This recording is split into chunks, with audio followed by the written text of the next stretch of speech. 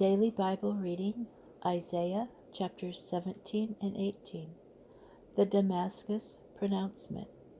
Behold, Damascus shall cease to be a city. It shall become a heap of ruins. The towns of Aroer shall be deserted.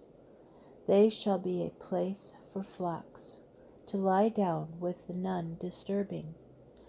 Fortresses shall cease from Ephraim, and sovereignty from Damascus. The remnant of Aram shall become like the mass of Israelites, declares the Lord of hosts.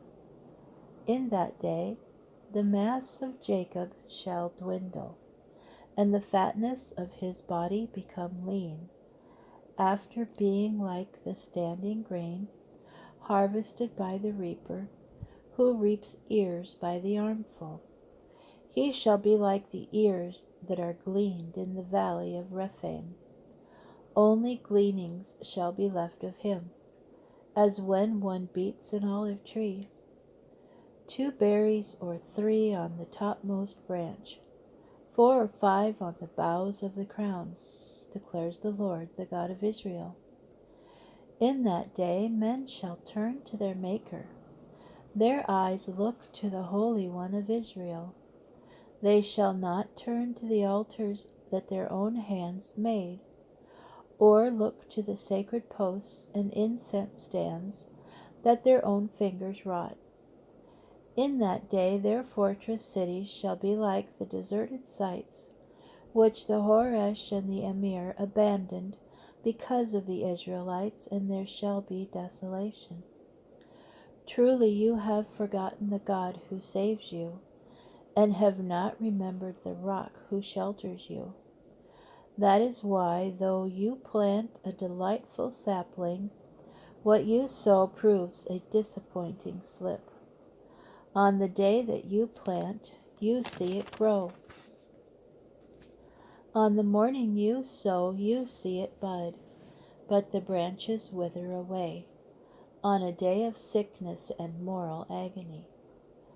The roar of many peoples, that roar as roars the sea, the rage of nations that rage as rage the mighty waters, nations raging like massive waters.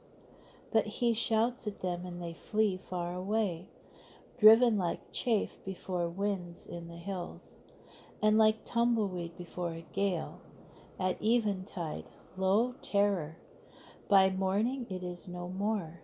Such is the lot of our despoilers, the portion of them that plunder us.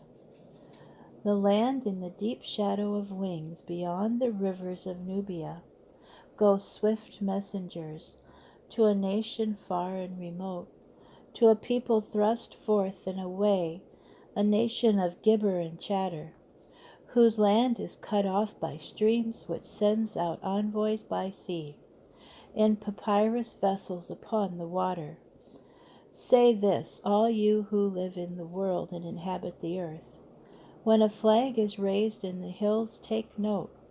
When a ram's horn is blown, give heed, for thus the Lord said to me, I rest calm and confident in my habitation, like a scorching heat upon sprouts, like a rain cloud in the heat of reaping time. For behold the harvest yet after the budding, when the blossom has hardened into berries. He will trim away the twigs with pruning hooks and lop off the trailing branches.